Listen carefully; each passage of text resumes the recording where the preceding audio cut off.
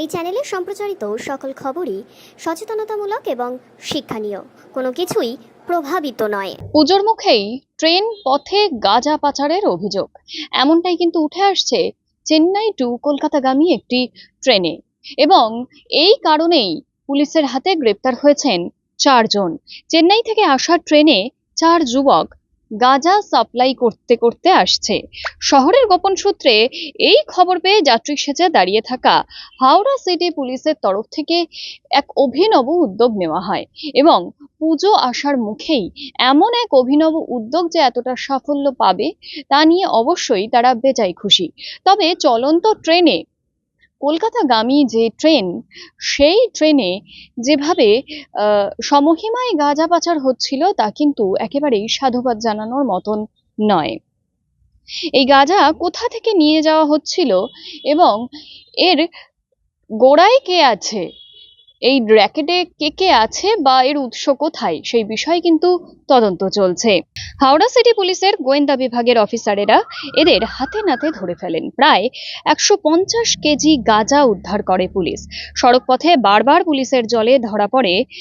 এবার ট্রেন পথে গাঁজা পাচারের চেষ্টা হয়েছে বলেই দাবি পুলিশের, এবং এই অভিনব উদ্যোগের মাধ্যমেই কিন্তু সেই গাঁজা পাচারে বাধাও দেওয়া হয়েছে এবং গ্রেপ্তারও করা হয়েছে। দেখুন সেই ছবি।